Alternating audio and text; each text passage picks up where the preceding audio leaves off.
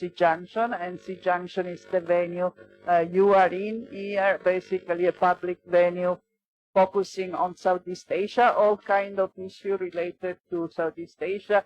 At the moment, we have an exhibition on the issue with photo stories of migrants, Cambodian and migrants, and Myanmar migrants in Thailand, photography that they have taken themselves and show their real life beyond work, which I recommend everyone to take a look after we listen to another very important topic. We are proud to have here Gerard McCartney, and he's going to talk about his book.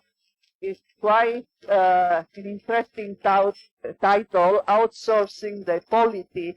I will not try to explain what that is. I will let to the author to do that very soon. And so we are going to listen to him presenting first the content of the book, and then we will have two people to react to that, and I will introduce them as the time comes. So please, I don't think you need an introduction, but I think he's an Australian expert, but now moved to the Netherlands at the Institute, the International Institute of Social Study in The Hague, and of course he will tell now more. This book is based on his research before the coup, but it has a lot of relevance also for the future of the new Myanmar. So please.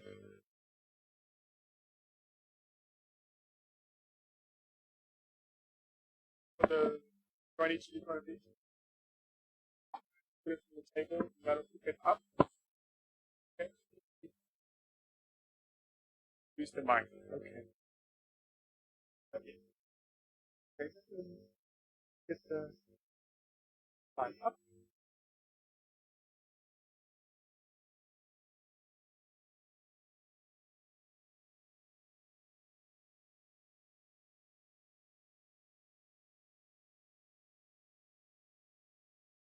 That one. Okay. Hello, Mingalaba. Nice to see you all. Thank you so much for coming out on this rainy Bangkok Tuesday. And thanks for also coming with your interests in Myanmar. And it's nice to be in such a dynamic space of artistic and political dynamism here at the Junction and here in the building, where there's also a fabulous photography exhibit, if you haven't checked it out already, of fishery workers in Thailand, and a lot of those Burmese stories talk a little bit about migrant workers today. My talk. So what I want to do today is just give a bit of an overview of the kind of key arguments of my book, which came out last year with Cornell University Press. But I think more importantly, also open up to a reflection of what is happening in Myanmar today and how we can situate these dynamics historically in a multi-decade political economy story, as I argue, but also how we might think about the possibilities for engagement in the current context in Myanmar with non-state actors, which are critical to governance and humanitarian assistance across the country. So my name is Gerard McCarthy. I'm an assistant professor in social policy and development at the National Institute of Social Studies in The Hague, which is part of Erasmus, University of Rotterdam. And my book is called Outsourcing the Polity, Non-State Welfare, Inequality and Resistance in Myanmar. I want to start just by giving you really broad arguments from the book, because I think sometimes we run out of time, but also just to give you a bit of a cookie crumb so you can follow the argument as I build it through the presentation. The first argument I want to make today is that Burmese politics has been defined by what I call a sort of distributive paradox, basically since the 1930s, when there was a peasant revolt called the Seasan Rebellion, which was anti-capitalist and anti-tax simultaneously. And at the core of this distributed paradox, which sprang up in the 1930s and that has defined Burmese politics since, is how to achieve social development and to protect people from exploitation from the market simultaneously without markedly increasing tax and the tax burden or the perception of taxes being unfairly levied on the population. I argue that successive regimes in Burma, both more democratic regimes, the independence government of the 1950s, for example, the post-1988 dictatorship in Myanmar, as well as the post-2011 sort of hybrid autocratic regime or partial civilian rule decade. Successive regimes have all tried to sort of address this distributed paradox of redistribution without taxation by basically outsourcing social functions to non-state social actors, often relying on private capital, so the informal and formal regulation of business and of market capitalism. I argue that outsourcing, this process of shifting social obligations from state to non-state, was particularly acute after 1988 and the collapse of the Burma Socialist Program Party and the market reform period in Myanmar.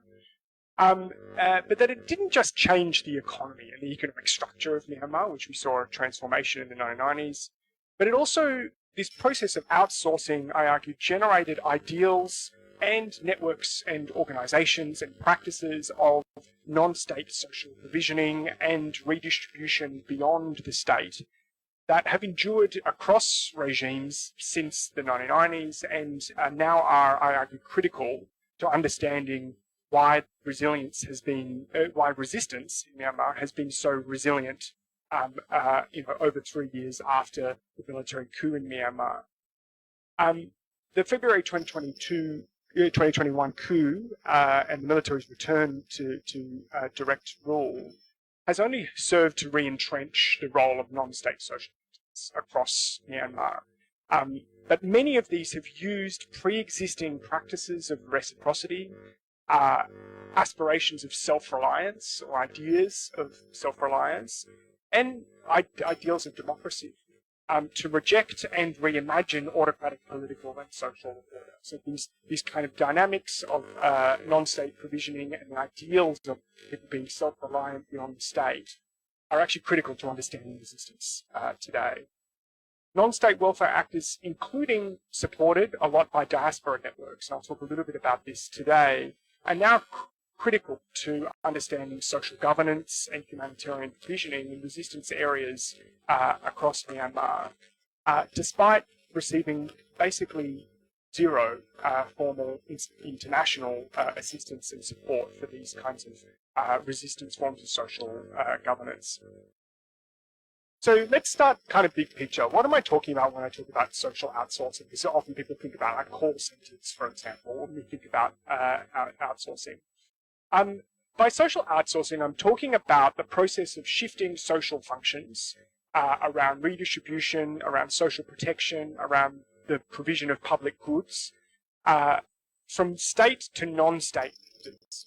And by non-state actors, I look at a whole range of different actors, from charities, philanthropy, and business networks, corporate social responsibility approaches, religious communities, but also ethnic armed groups and the roles that they play in social provisioning. Social outsourcing, I argue, when we kind of zoom out and think about it comparatively and cross-nationally, can be viewed as the flip side of austerity and the shrinking of the state's social role in the late 20th and early 21st centuries. Comparative literature, mostly from the global north, has investigated how state retrenchment and austerity in Europe, for example, has encouraged private and charitable social action to fill the gap where the state has withdrawn in social provisioning, especially since the global financial crisis in 2008. And the book brings into dialogue both political anthropology work of Andrew Melbach of Italy and Chiara Cordelli's work on the idea of the privatized state. But I argue that these kind of ideas of austerity and retrenchment can also help us to understand dynamics in a very different global south context, where the state has also reconfigured its social role in recent decades. But there's an aspect of that story that has been very much forgotten in the literature and analytical approach to understanding contemporary Myanmar.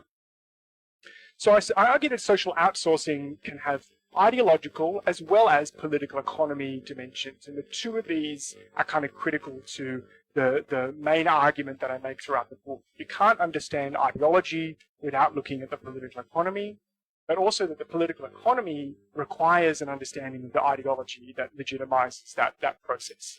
And I'll come back to that in a second when we talk about path dependence or the stickiness of institutions across time and across regimes. So in one way, social outsourcing can enable austerity in the service of regime survival, and this is an argument I make in the book. And it can do this by enable the funding of other priorities. So in the example of the 1990s in Myanmar, there was a withdrawal of funding from social areas of education, health, social welfare, in order to fund within the budget military expansion, a doubling of the size of the military in the early 1990s in Myanmar. But it can also, social outsourcing can also enable a reduction in direct state taxation of wealthy individuals and business networks who are loyal to the regime. And in this sense, this is what we view as the political economy story of social outsourcing, that it's critical to understanding regime survival because the state shifts its resources from one area to another and then gives tax remissions or tax reductions to core constituencies who are loyal to the regime. But the ideological dimension here is also really important to keep in the story, because social outsourcing often aligns with social ideologies, freedom, of morality, of selfhood, and ideas of deservingness. Who is worthy and who is not can be shaped by cultures of charity, cultures of self-reliance, and the idea that people should work in order to receive anything from the state, or people need to be prove themselves to be good neoliberal kind of workers in order to be seen as worthy of receiving anything from the state. And this can justify a retrenchment, but also social outsourcing as well to non-state social actors. So social outsourcing can be a deliberate strategy, but it might also be an accidental and inadvertent response to exogenous factors and pressures. And I argue that probably both of these dynamics are at play in the context of Myanmar, where there were clearly deliberate choices made, but also extreme external factors that then resulted and prompted this outcome of social outsourcing. But these ideological and political economy dimensions, I think, are important when we can understand, to help us understand why social outsourcing continues across regimes. Autocratic regimes, democratic regimes, hybrid regimes, social outsourcing continue to be popular, even though there is a reconfiguration of political power. And this might be that it's integrated into laws and public policies that endure across regimes, and this is certainly the case in the context of Myanmar, in the design of key social policies that rely on the private sector rather than the government being the primary provider. And these are policies designed in the 1950s, but that are still on the books today, for example. But importantly, social outsourcing can also shape political culture and logics and ideas of social and political action in a way that the imagination of democracy and transformation has within its very fabric an idea of social outsourcing and charity as being constituent of democratic action and a good democratic society and culture. I'll talk more about that in a moment. So at a big picture level, social outsourcing, I argue, provides a framework to think about shifting configurations of state, society, and market dynamics over time. I hope not just in Myanmar, I hope it's helpful in the context of Myanmar, but also dynamics elsewhere, both closer neighboring contexts like Thailand, perhaps, but also in a more comparative perspective as well across the global south and perhaps global north as well. So the research for my book was predominantly conducted between 2014 and 2019 in an area just south of the capital, Naypyidaw, in northern Bago region, where the kind of lowlands of northern Bago region meet the plains, meet the mountains of northern Karen state. And I did about 2 years of constant kind of ethnography with welfare groups, political parties, and a lot of time spent in villages throughout 2015 and 2016 in particular. But also did elite interviews throughout that period, basically up until COVID, with political decision makers at provincial and national level. I did a household survey, which I'll talk about a little bit today, as well as oral histories about the 1990s and archival work about the 1990s and the origins of a lot of the non-state the early 1990s and 2000s. But the first part of the book is a history of what I call autocratic welfare capitalism. And by welfare capitalism, I don't mean a form of kind of benevolent capitalism. Welfare capitalism, as I kind of give a short history of in the book, is a particular approach to the role of private and market mechanisms in delivering social provisioning and social safety nets, rather than the state being the primary provider. So it's kind of a branding exercise of, this is welfare capitalism as a sort of a positive spin on the state's absence. But it's within social policy literature and histories, welfare capitalism is a key concept prior to the Depression in the US, and then became embedded and very popular in a variety of different policy settings around the world. And we still obviously see this welfare capitalist approach around the world. But in the context of Myanmar, the story I tell in the first part of the book is about the transition after the collapse of the Burma Socialist Program Party after 1988, and the subsequent decision to disregard the 1990 election results. And instead, the military in Myanmar chose to commence this 20-year process of market reform and coercive state building, funded, I argue, via social austerity and outsourcing. So we see the military doubling in size after 1988 in terms of the number of personnel. And we see the state's share as a percentage of the economy plummets, with private capital expanding significantly through the early 1990s.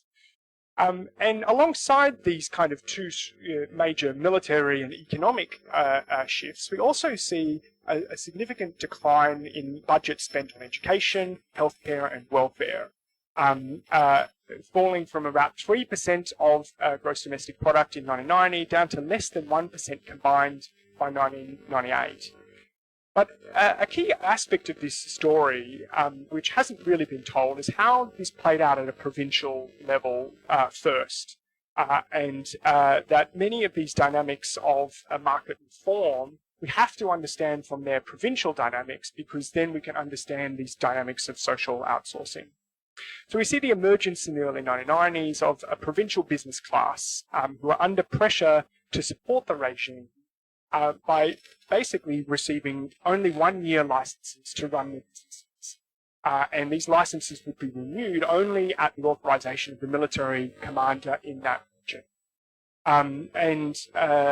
They could give business licenses and permits, but also give a tax remission or a tax reduction in exchange for these business people demonstrating that they were helping the junta govern in some way. There are interesting questions to examine in the contemporary context as to how these dynamics are returning and evolving after the most recent coup. But a key other dynamic that we see in the 1990s is that alongside this political economy of provincial market reform, we also see a decision by the military dictatorship to enable quote-unquote apolitical welfare organizations, which previously had been kind of discouraged because the state was supposed to be the primary provider of rations and social welfare during the during the BSPP, during the 60s, 70s, and 80s.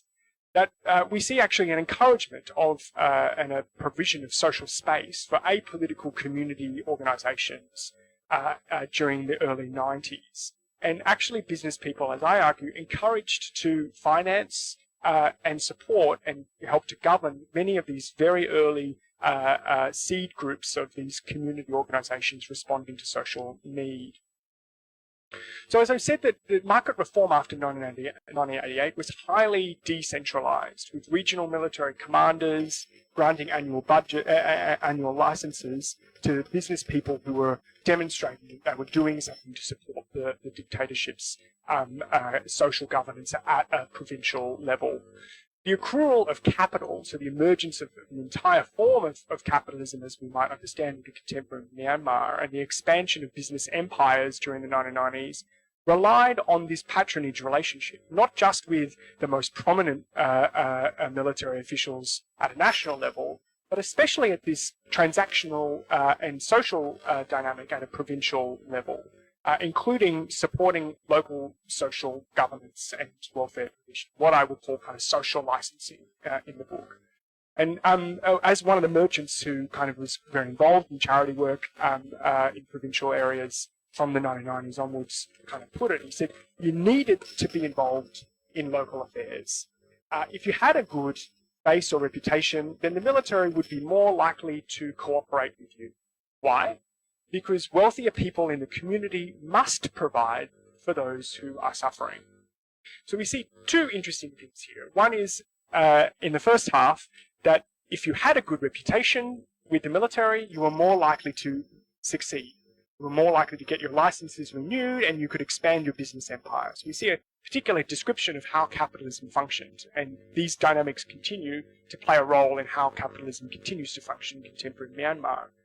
But also there's a normative claim in this second half about the idea of an obligation of people who are wealthy to provide for people in need in the community, to respond to suffering in the community. And as I argue, there's a particular post-socialist kind of ethos here about the state which previously assumed social obligation ideologically to provide welfare for the community, then in a post-socialist context, shifting these social obligations over to business people and saying, don't turn to the state, turn to the wealthy business people or people who are accruing capital. And this was a moral as much as a transactional negotiation which happened between business people and military commanders during this post-socialist moment in the early 1990s. In the book, I trace a series of case studies to demonstrate what effect this had on people's accrual of capital. So I have a case study and a chapter in the book which looks at the origins and emergence of the chairman of CB Bank, U Kim O-ae, and explore how his commercial empire expanded through this kind of dynamic of social licensing with military commanders at a regional level during the 1990s and 2000s. Building from the very small, very relatively humble beginnings as a student involved in the 1998 protests, into then becoming a business person that built up more and more relationships. And he's listed in this list of donors that I have here, just underneath the donors to the first welfare organization in Myanmar, in the Taungoo, in the research context where I did most of my fieldwork. He's listed just underneath the military commander of the military base and the Air Force commander. He's listed just under them, but bolded to demonstrate that he donated a lot more than they did. But demonstrating this kind of co-production of social welfare, but the role that it played in enabling him to build a business empire. But for people who didn't want to have this kind of deep relationship with people in the junta, they still had some private capital in the early 1990s, but if they weren't willing to engage in this process of social licensing and kind of taking on governance responsibilities on behalf of the junta, it meant that their business empires never could. They had largely localized kind of land holdings, and I have a case study in the book of a small hotelier who, you know, really had quite small aspirations because he refused to engage with the military in a really deep and extensive way, in the way that others had during the 1990s. So we've talked really locally, right? But I want to zoom out a little bit and think about how this affects the entire social provisioning and fiscal system. So outsourcing, I argue, constrained human development and really constrained the fiscal space to this day. Because dispersing licenses and granting tax remissions in exchange for informal social contributions that sometimes addressed structural needs of poverty and public goods failures in the community, but often were a patch, a very small solution to much bigger problems. This proved socially costly because in areas where the state did not take action, these problems continued to grow, and it also had the effect fiscally of undermining the tax revenue for the Myanmar state. And Myanmar had the worst Human Development Index indicators across Southeast Asia during the 1990s and 2000s, demonstrating this sort of social cost of outsourcing, but also tax as a share of the economy that the state collected dropped from about 8% in the mid-1980s down to 2% in 2002. And this is a structural constraint of outsourcing that continues to limit the state's ability to respond to social crises.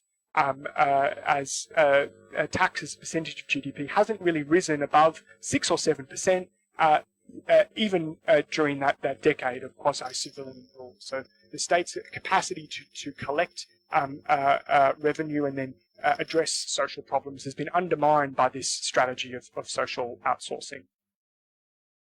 But the other ideological side and part of this story is that social outsourcing had the effect of expanding the scope of charity in a way that reshaped the civic imaginary of many everyday and grassroots people. Social work and the idea of selflessness expressed through charity and philanthropy was endorsed, not just by the democracy movement during the 1990s and 2000s, but also by the dictatorship. The idea of giving with pure intentions, cetana, and compassionate selfless action, or prahita, was framed as critical to spiritual and political liberation by Aung San Suu Kyi in the early 1990s in her writings. But it was also, importantly, a feature of the Union Solidarity and Development Association, the junta's trainings and civics trainings for young people during the 1990s and 2000s, including the idea of this idolized vision of the past where business people would donate schools and bridges. It specifically named schools and bridges. It was, we want to return to these grand days where business people would donate public goods to the king. And, these kind of mythological ideas were embedded in junta trainings as much as they were reflected in democratic ideas encouraging charity work and philanthropy. And so I argue that this ideological shift, as much as the political economy dynamic, is critical to understanding the proliferation of welfare and community-based organizations, which there were even before the political transition in 2010, 2011, over 200,000 of these groups were recorded operating in every single imaginable area, from maternal health to disaster relief to blood banks and ambulance services to tuition for needy kids. So charity work in this sense becomes a permissible civic and political act in an otherwise autocratic context. And I have a chapter in the book that explores how this played out through disasters in particular, where local mechanisms of ward and village-based welfare and reciprocity mechanisms got stretched during disasters repeatedly from one side of the country to the other to respond to the needs of people when the state was not responding proactively, but also at the state's encouragement, with the state actually encouraging business people to coordinate civilians to take responsibility after Cyclone Nargis, for example, where the state was not willing to take or able to take a more direct role in welfare provisioning. In the second part of the book, I talk about democratic welfare capitalism and why this same approach of social outsourcing continued despite the transition to a more electorally accountable form of governance, where 75% of seats in Parliament were elected by the people. And yet you don't see a massive expansion of social welfare spending in particular. But a social budget, for example, as a percentage of the economy increased during the 2010 to 2021 period. But the Ministry of Defence still received the same amount earmarked for health, education and welfare combined between 2011 and 2020. But specifically when we look at social welfare, this part of the budget received less than 0.4% of the union budget between 2011 and 2020, just prior to COVID, and continued across the Thein Sein and the Suu Kyi administrations, including during the COVID-19 pandemic. In the book, I explore some of the reasons why we might see social outsourcing endure. The first is that non-state social providers were already very entrenched by the time of the political transition to partial civilian rule. Households were paying a significant amount to contribute to local social provisioning and reciprocity mechanisms.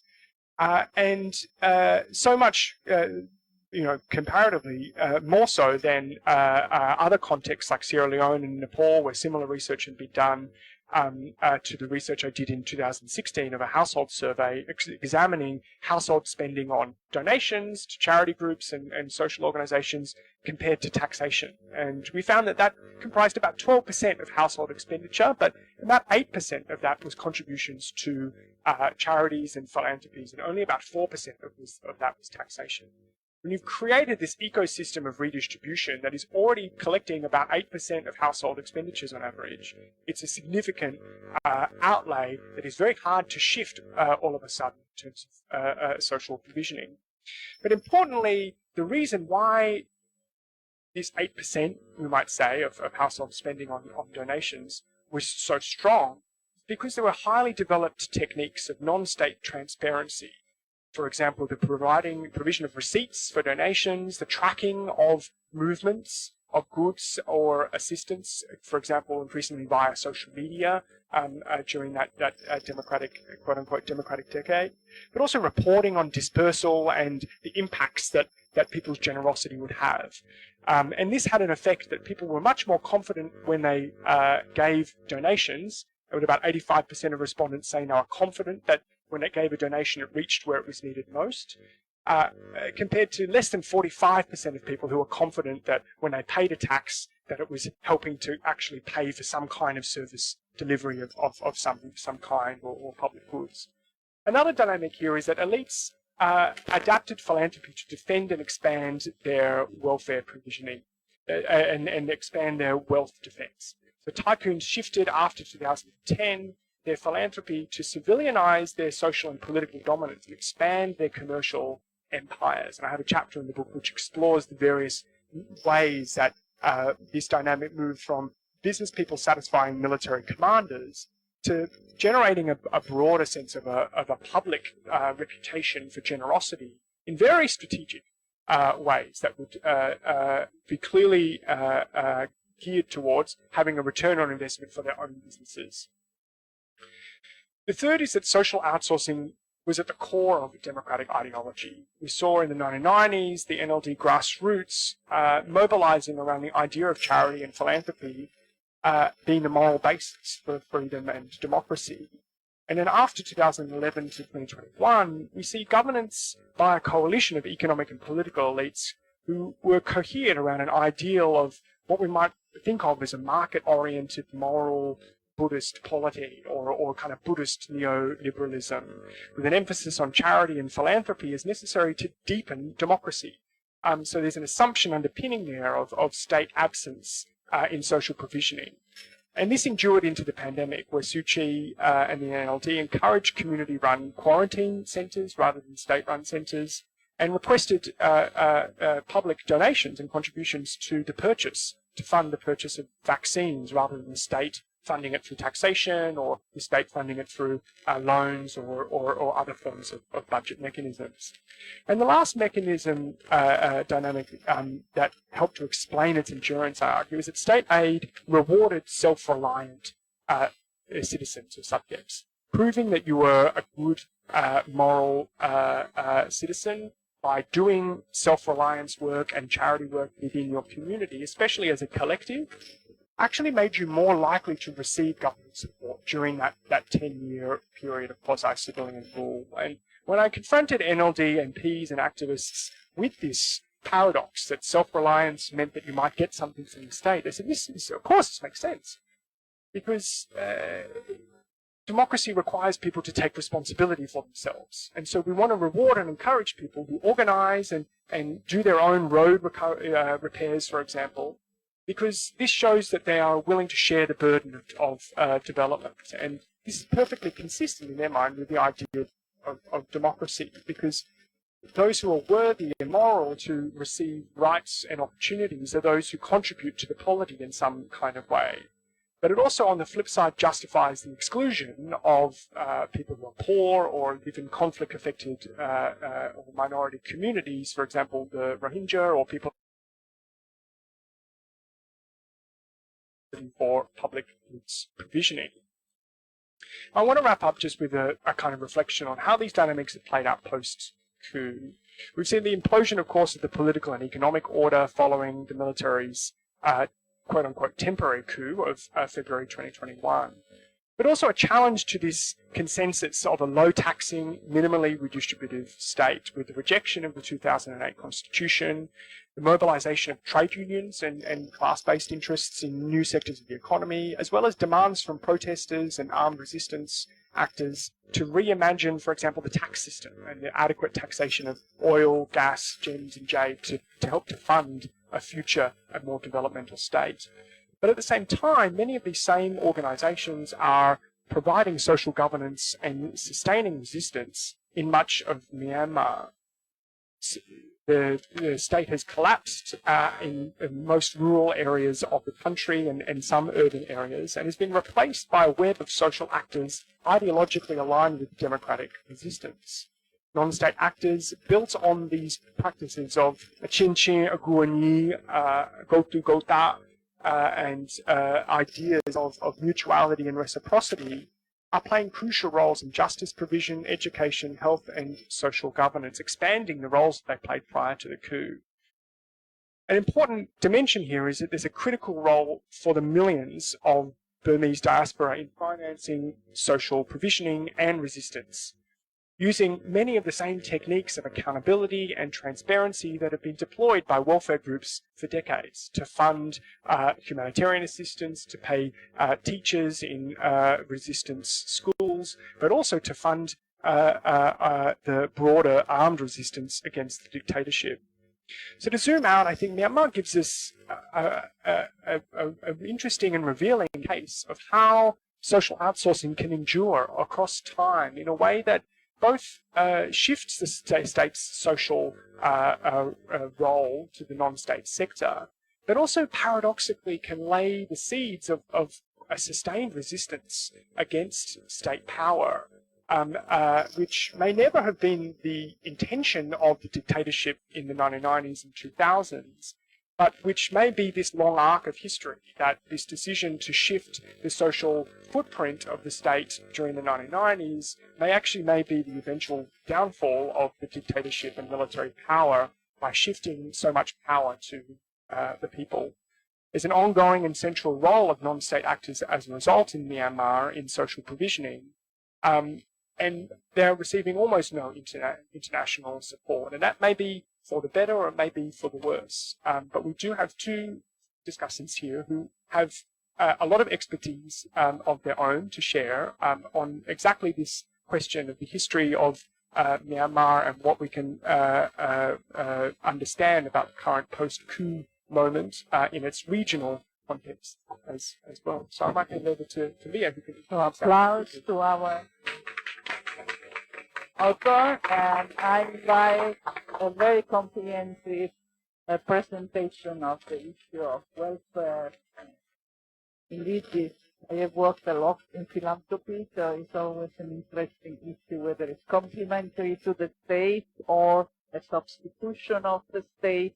But I am sure our two people now experts will also reflect on this vision and much more. So I will ask Ajahn Sirada from the Faculty of Political Science and Public Administration of Chiang Mai University, and Arka Ain, maybe both of you, program specialists of the United States Institute of Peace, to come here. And you have about 10 minutes each. It's all for quite some time, but I hope you can, in 10 minutes, give your idea about what you think of the presentation and the book. Thank you very much.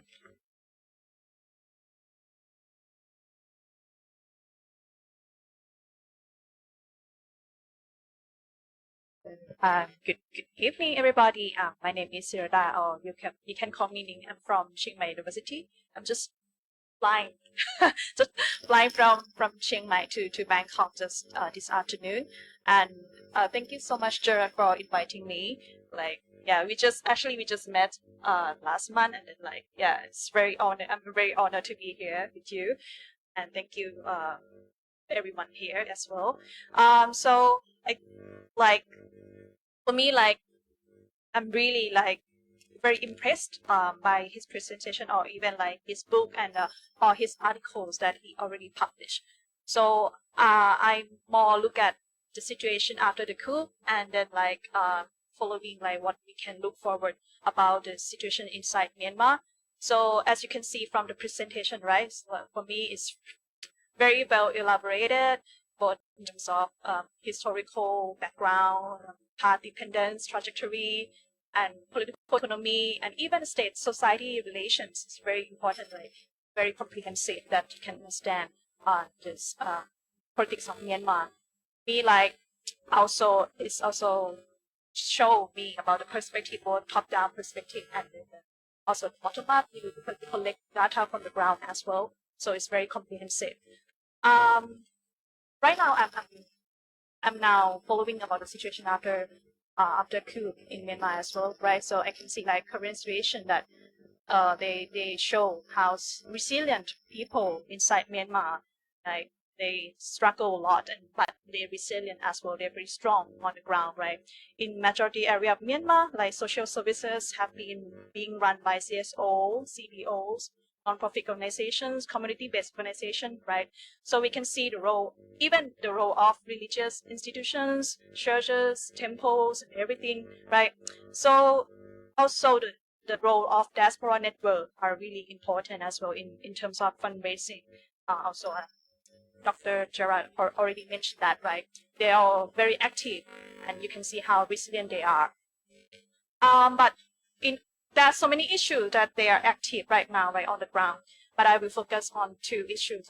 One is health issues. The other one is education, right? So for me, health issue can be well exemplified, as we can see the roles of doctors, role of nurses, medical workers, health volunteers. A lot of them on the ground, and most of them are civilian, right? As you guys know, and they're they open clinics, hospital, even some hospital or clinics are bombed. They create again and again, very resilient, and they're providing healthcare services in conflict areas, and even including during the COVID-19 situation, they find a way to help people. They find a way to even ask for cross-border assistance in terms of vaccination as well. So it's about their role to engage with Thai local authorities or Thai local actors along the border as well. Even in IDP camps or in jungle, there are a lot of them, right, the medical workers. So as he already mentioned in his presentation as well about the roles during COVID-19, and even until now, right, very, very active. However, they are facing many challenges in terms of access to resources, cooperation with other agencies, administration. They face a lot of challenges, and they cannot deal with patients, some patients with severe injuries or some diseases, because I talked to some like CDMO doctor, right, and then even some organization, community-based organization. So they need to find a lot of access to healthcare system as well, but because of the current situation that really blocked them from that, and the solution is hard like right now because of the situation, right? But we need to find a way to make more cooperation among different health actors and even between health actors and local governance actors. Because we still see that kind of obstacle running on the ground, right? The cooperation between health workers and the local governance that they are emerging especially in ethnic groups control areas. Also across the border, we need that kind of cooperation as well, because health workers and health authorities at Thai side, they are really keen to cooperate, but there may be some challenges because of Thai bureaucracy things as well.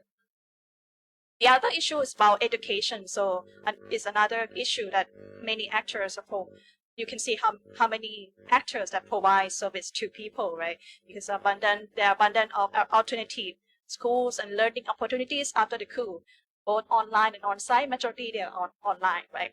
You all know that because of the coup, majority of students have to drop from formal education system, either schools or universities. So these alternative education providers can keep them to still be in the track of learning. And this is, I think, based on what the existing social workers networks before the coup as well. And it is also good in terms of maintaining the human resources, right, to not let people to drop out from the education totally, right? But these education providers still like facing a lot of challenges, problems, especially problems of accreditation. So and also some students face problem of accessing to courses due to their living condition or even internet connection or even hardware or equipment.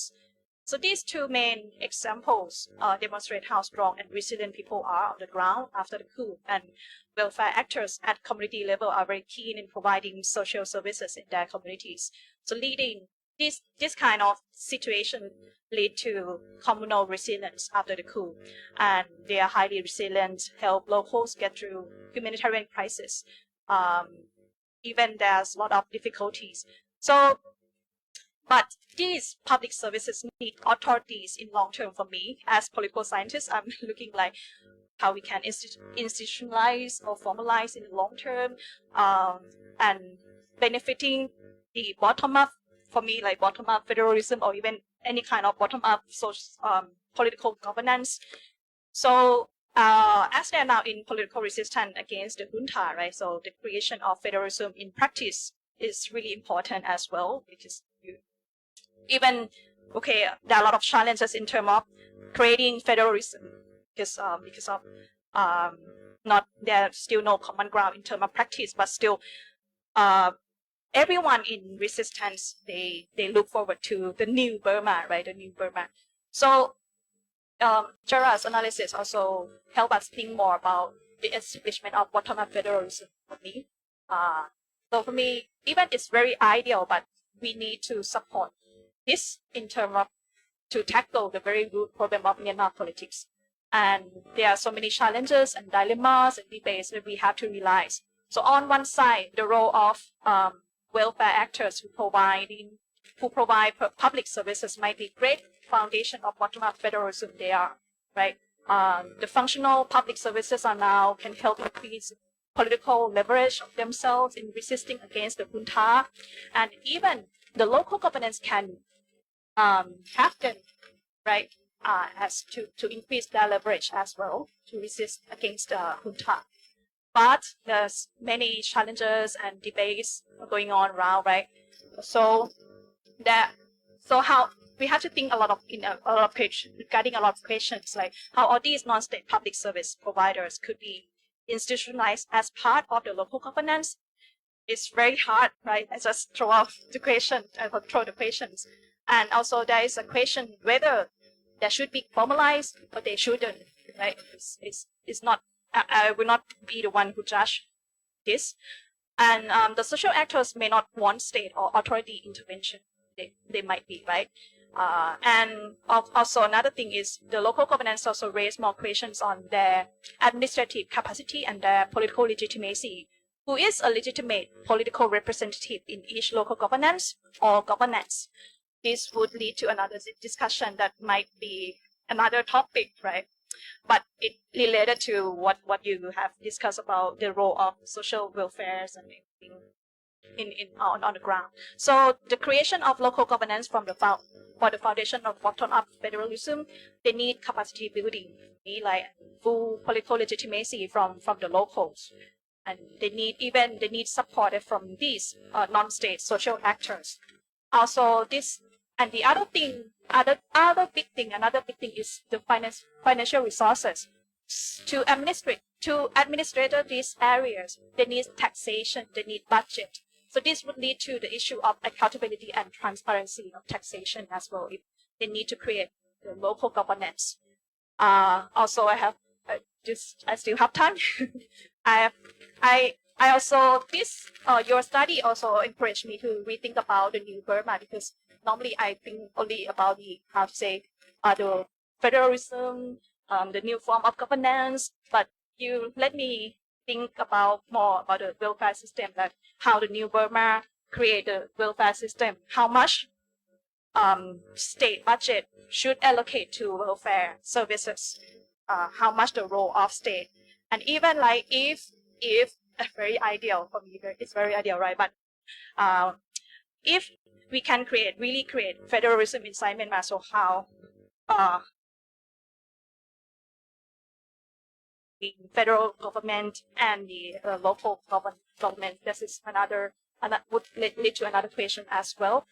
And I have a question for you, like, do you see that so this existing mechanism, right, cause people to be active citizens in one society. They're very active. So I want to see if you can see this as a part of a useful way of democratization to democratization or not. So what do you see the linkage between this existing mechanism and democratization in the country? Because you also mentioned about how these mechanisms somehow maintain the regime survival and atrocity inside Myanmar if we look through the history, right? So there's some paradox. So what do you think about that? We can see like in some high-income countries and in high-income countries, there's some of them are welfare states, some of them not, right? Some of them use performance legitimacy to maintain themselves, but Myanmar is still very they're low developed country. So without enough welfare, people have been living in extreme poverty condition, right? So this will link to the high inequality gap inside Myanmar. So for me, yeah, in conclusion, to create the new Burma, like people of Myanmar and all stakeholders have to think about how they would design the welfare system as well, how the welfare system look like in federal democracy maybe, and this is about the distribution of the budget as well that they have to think about in practice. Thank you. Thank you very much. Last but not least, Partner, please. Thank you. Thank you, Jared, for inviting to this very interesting presentation and panel discussion. So for me, I have 2 points that I would like to discuss.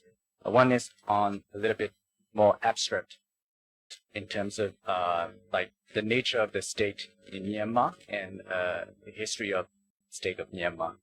I think your book touched a little bit about this history of how the state provision, the social provisions by the state has sort of retreated after 1988, but then again, and it has been replaced by non-state actors.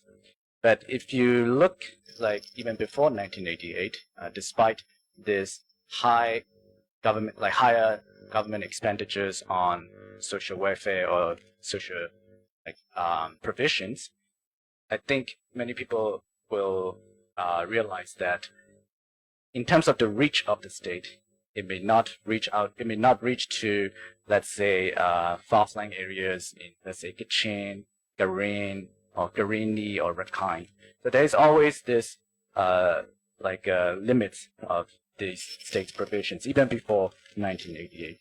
And again, there is also this relationship between the state and the people, the citizens of Myanmar or the people of Myanmar. For many people, like even before 1988 or after 1988, especially in the rural areas, there is always a distrust between, the state or the agents of the state and the communities and the people. The people will consider the state as maybe authority, but not as the providers of, social services. So I think that might be an interesting aspect that we need to probably look further. And after during the 1988, I think, like you said, there is a decline of tax to GDP ratios, like how the state back in 1988 or the military regimes failed to mobilize tax revenues or collect tax revenues from the people. I think on the other way, you can see that there is a declining distrust between the state and the people. And after that, like let's say from 2010 to 2020, I think your graph didn't show the tax to GDP ratio or the government expenditure figures, but you will see there's a upward, both in tax collection and also in government expenditure, especially the social services. But even then, there were a lot of challenges, and I think, for instance, like in terms of reach, in terms of like inclusivity, apparently like I think one of the most salient one will be like who should receive these social provisions. For instance, in Rakhine, if there is any disasters or if there's any like a humanitarian crisis, there's always a question of like who should receive, and also on the other hand, there's always this distrust from the people from the people towards the agents of state or the bureaucrats or the government officials. And I think again another I think issue is the state capacity. During my time working at a researcher at Renaissance Institute at policy think tank in Myanmar, we study about these public expenditures and also the fiscal decentralization that Jen Surrender touched a little bit. So we found that even though there are like increase in earmark expenditures, a lot of government agencies, the ministries, especially the Ministry of Health, Ministry of Education, they struggle to implement a lot of these expenditures to an extent that they often return these earmark budget at the end of the year up to 50% or more than 50%. So there's always this capacity issue as well. So so when we think about the future Myanmar, especially right now we have the emerging new state-like structures, and when we think about then, we also have to think about as Jen Surrender said, the role of these new states, and we also have to think about how to build probably rebuild the trust between the state and the people and the communities, and also about the capacity issue as well. So, and again, like when also like I want to go a little bit and like kind of provide some sort of another perspective in terms of the agency of the people. Because when we talk about these trusts between the state and the people, I think communities still have the agency to not accept these social provisions or to kind of seek support from non-state actors or some organizations or some group of people or individuals that they trust more rather than the government per se or the state per se. So I think these are the aspects that we really need to deliberate and think about, especially think about the future of Myanmar state or the states of Myanmar. That would be my thank you. Thank you very much. And I like to use one question to answer, but I would like to open the floor first to 3 questions. Anyone? Yes, please. Introduce yourself. My name is Kyoko from Indian Institute of Technology. Thank you very much for this very interesting talk. It was very inspiring, especially when you talk about how charity is a political act, because that explains very well how during the Nagrist time, government was trying to control the influx of aid going to the area, and that really explains why they were scared about charity, because it's a very political act. So I think that's really very, very inspiring that you have mentioned that. I have also a similar question to what the Akal was also talking about, because the word outsourcing means that before they used to be with the government. So government was doing that before, but now they're doing it, other people are doing it. But in the history, as Akal was also saying, doesn't seem to be that government was doing it in the first place. So whether we should call it outsourcing is a little bit of I think it's a little bit of a question. So maybe if you can explain a little bit more how calling this outsourcing kind of sharpens our understanding of the situation, because I think that the people never kind of considered the union government as a government. It was somebody there, but then they were never expected the union government to function as a government. Like land grab people were saying that, the land was taken by the government, so I'm going to buy back from the government. So meaning that they're not thinking that the government is the government, they're thinking that government is some other businessman.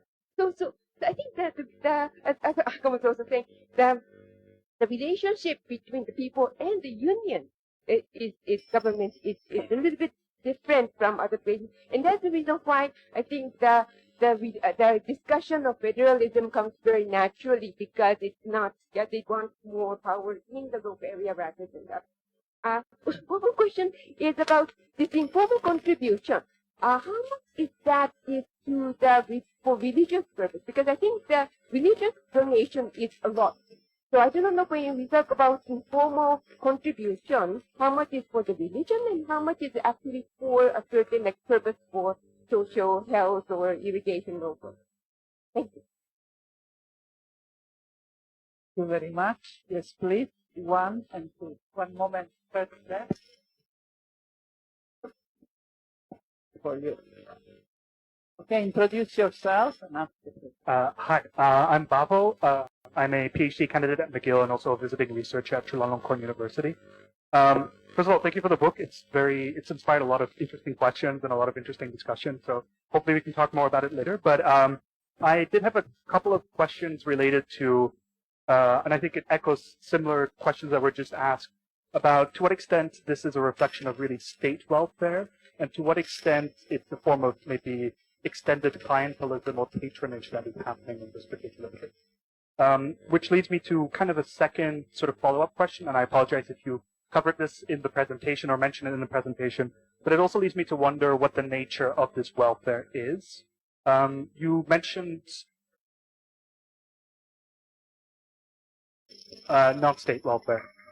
Yes, the welfare that's being outsourced. What kind of form it takes. Because there was a lot of there's statistics about education and health But is this the particular form that the welfare is taken, or is it direct kind of donations to rural poor, for example, or does it come as loans to farmers? And I think this sort of ties in a little bit to where I'm wondering to what extent clientelism and patronage comes into this discussion, since if it's very much sort of direct financial transaction, it seems much more of a patronage sort of form than it does necessarily welfare that's happening. Yeah, I have a lot of other questions, but I'll open the floor to others.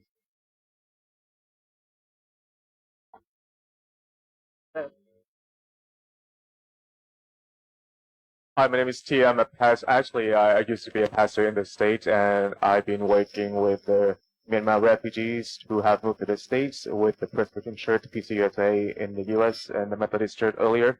So I am based in New York. My name is T. So my questions as a theologian and as a kind of people working in ministries and engaging the congregations to donate and do the good works towards the ministries for the people in Myanmar or people who are in Myanmar and have moved to the States, are that whether we can see the human flourishing from the people who are the recipients of the aid that we give, and also the people who are the distributors of the aid itself, whether they have the accountabilities, whether they are transparent. And in the U.S., sometimes we have doubted the state's role in distribute the goods. And so after hearing the presentation, I see the shift that is going to be centered around the state power to organize, but in the form of the social goods that distributed through the non-state actors. And so how I can engage the congregants or the people to give, but also ensure that people have the agency who are the recipients, that they can decide for themselves. What are the narratives that they hear when they've heard the Buddhist neoliberalism, that when they give, they have better lives in the future, or etc., or if they are the Christian recipients, or what kind of narratives that the churches told them, so that I can actually kind of align and communicate rightly, and also still engage people, but not disengage people from giving even more for the right causes and the right effective means. Thank you. I'd like to add two more questions. One is actually on the social protection labels. Yeah. In Southeast Asia, generally are very low. Before the COVID, clearly was, in general, it still are quite low compared to expenditure and budget, etc. And Myanmar is not the worst. I just checked to be sure, but before COVID it was 0.8, not very great. But of course, even Brunei, Darussalam didn't have a very high percentage of social protection money. So, to what level, I mean, this influence and not necessarily only a characteristic of Myanmar, but that part of, and why is so low priority? The high priority is on what? Normal construction. There is a model of development which is being promoted, which clearly is not in favor of social protection, health, and education, much more on the art side of development, so to say. Now, that's the second point is about philanthropy. Because taxes, you pay the taxes, you are entitled to the services. There is an empowering, I mean, if it functions well. If it functions well, we pay the tax, we are entitled to the services. It's different with donation and philanthropy. You are dependent on the analysis of the donor, what the donor sees as priority, the value of the donor, religious or not. So it's not necessarily empowered in the same kind of work that civil society makes more political civil society group. It's interesting the change after the coup, because you see philanthropy supporting the revolution, which is quite exceptional for philanthropic donation. So I like your comments on this part of, because donation, especially of a charitative form, are not necessarily empowering. so may not necessarily lead to a strong political movement. Please answer all these questions and the one that she posed also. The other can also comment. Some very small questions, so I'm sure we can solve them very quickly.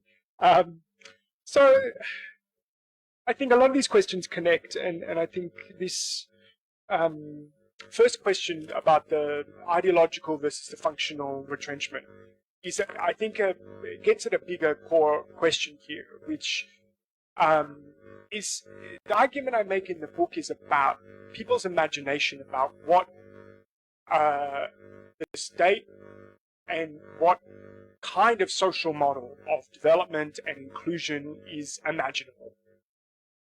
And I think what's important when we're thinking about post-socialism is not just this changing state functional role.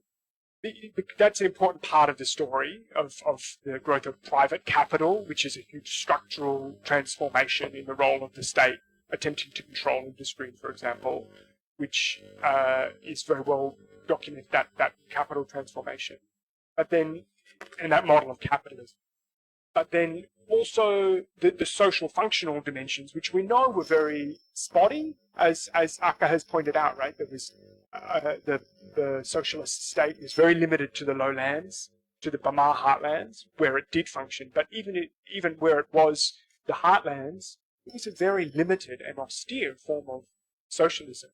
And I talk about this in the book. The model of autarkic socialism never really delivered for the Burmese rural poor. The larger point I kind of want to make, though, is an ideological one, which is that the post-socialist landscape of the state reimagining the role that the state should play has had a huge legacy in what people now can imagine. The failures of the socialist regime and then the process of social outsourcing, I argue, has shaped what people are demanding. Right? Certainly what they did demand of the state during that 10-year period of quasi-civilian rule.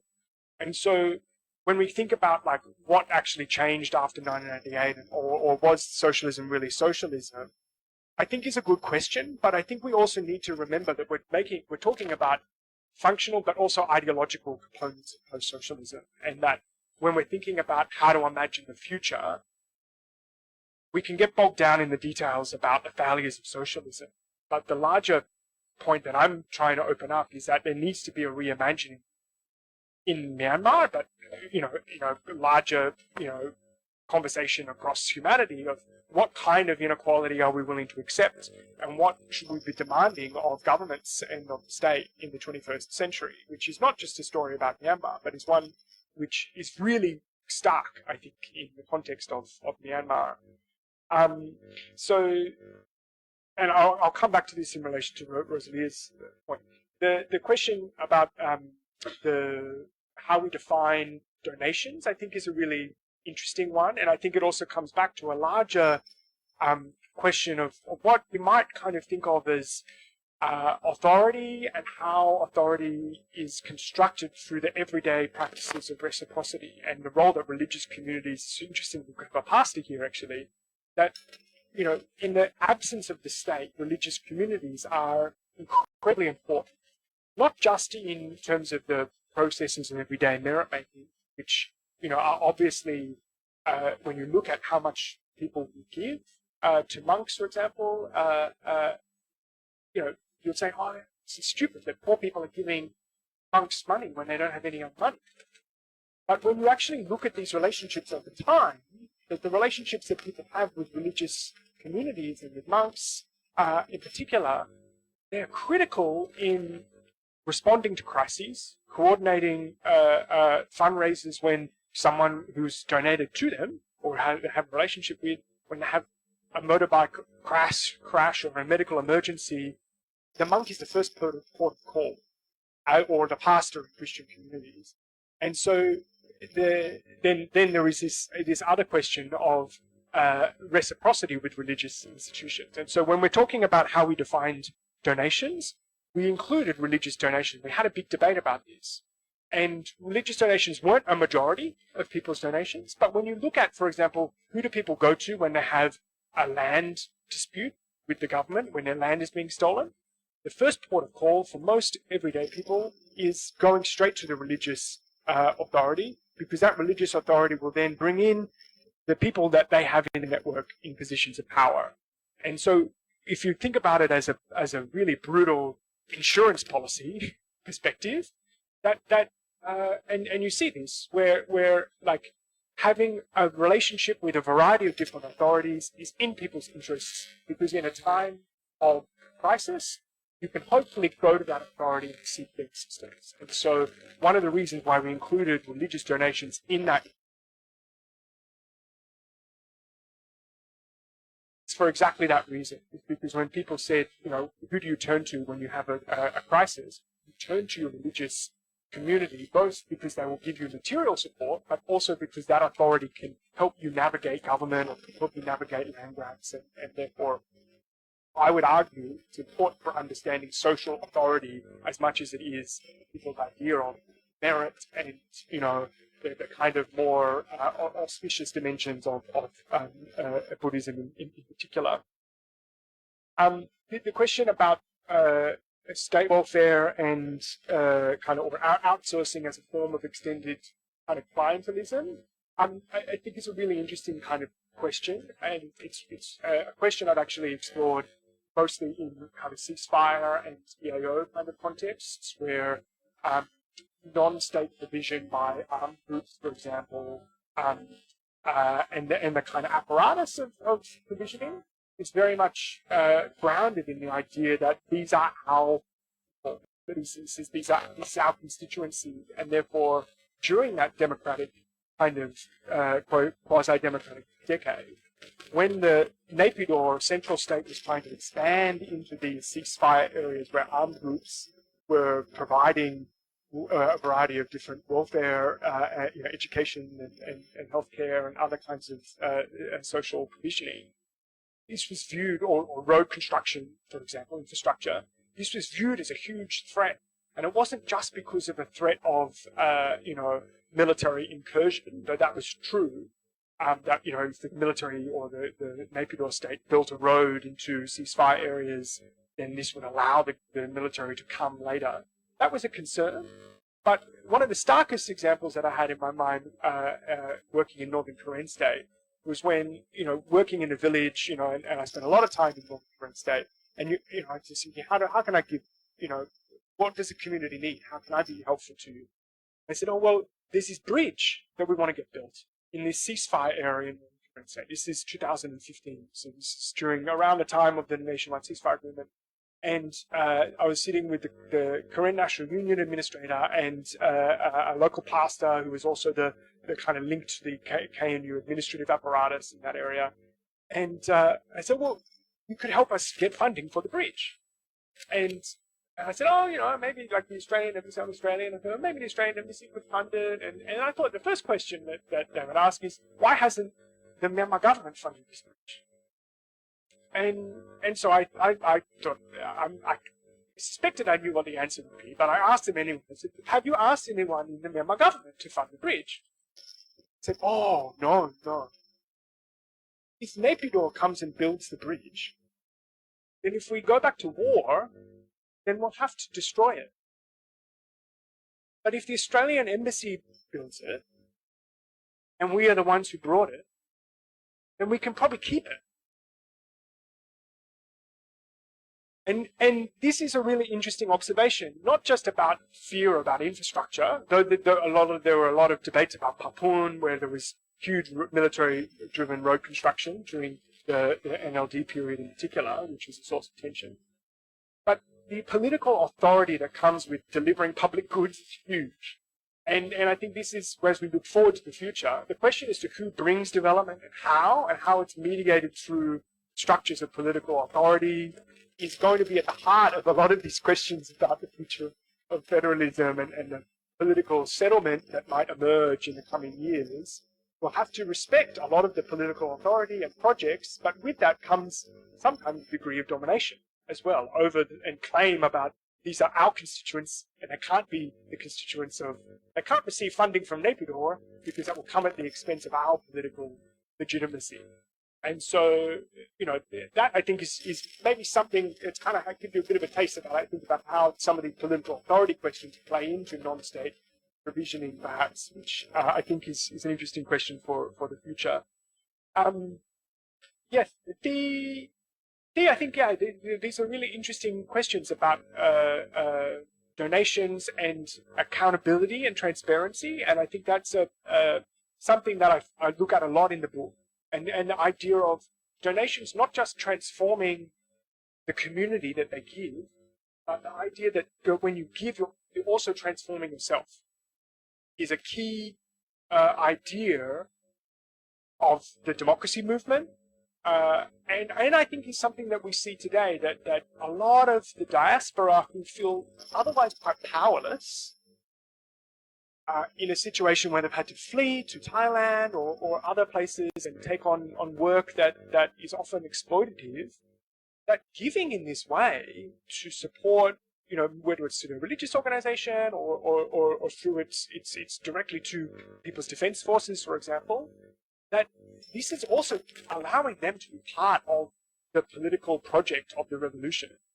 And that the transparency of all of this is a reflection of this, that, you know, every single part of the process of donations will be, you know, the fundraising for, you know, medical equipment and pharmaceuticals, the purchase of it, the movement of it through space, all of it is mediated and looped back to the Telegram groups or the Signal groups of the people who are donors. And I think this transparency is hugely important for understanding people's motivations. But also, I think, something that, and I argued this during the Thein and NLD times, that there's something that the state can learn from this kind of transparency. And it's not just the story of Myanmar, but this is a broader story of 21st century state austerity. Is constantly circulating suspicion about whether tax is worth it, or whether you're morally justified in just opting out of paying tax because it doesn't do any good anyway, or the money goes to bad things. And this is a very dominant and common narrative in the US as well. And in the book, I do draw some cheeky comparisons actually between Myanmar and the US in terms of the encouragement to non-state provisioning, how that's justified state taxation dropping substantially in the US in recent decades. So I think there's some interesting parallels actually between Myanmar and the US, but the state actually could learn a lot, I argue, from the directness, the idea of having some emotional component to the social contract and the fiscal social contract of paying taxation, delivering public goods, and being something which is emotional and deeply almost mystical connection with the people who share the birthplace or the nationality or citizenship in that country. And some countries do play with this idea a little bit increasingly, and it's an interesting area of conversation. The last two questions from Leah we could talk a lot about, but the thing that stuck out in my mind was about models of development. But one thing you didn't talk about was modes of regime, political regime. All of the countries that you said are in sharing Myanmar's similar levels of social protection spending were all one-party states or autocracies. And this is what I think is really what we need to remind ourselves, that Myanmar did have a quasi-civilian decade. And that's why it's so striking that this kind of level of quite austere social protection, when in every other country like Thailand, which has had fitful democratic periods, has seen, when there are these more democratic periods, a massive expansion in state social, protection and safety nets, and this kind of dynamic is linked to what should be linked to representative mechanisms of accountability. And the fact that we didn't see that kind of transformation in social protection in Myanmar during that quasi-civilian decade, I think should force us to dig into why that is, but also imagine what needs to change, what needs to be transformed for the future. And to come back to I suppose, Kyoko's founding point, was socialism a material question, or is it an ideological question? That I think now this is a time, and the ideological transformation of the state is exactly what needs to happen at this particular moment in time, about how the state, as Sarada put it, I think, how the state should be playing a role in social provisioning needs to be reimagined, and that has to be part of the revolution as much as the upheaving of military. Very much. Do you want to add anything? Answer some of the question, or few more minutes? I just want to add something about, during this, like, whether these outsourcing polity is by design or by necessity, right? But when we talk, especially when we talk about during the period from 2010 to 2020, these, especially the case study that your book mentioned about the Dongnu, how the chief minister of Baku tried to negotiate these the owners of these market that has been bent down. But one thing we need to realize is, by design, these regional government under the 2008 constitution, they nominally have like political power, as in like they can make decisions to, let's say, like build these roads at this township. But when you think about it, they were appointed by the central government, so they are not like wholly accountable to the communities.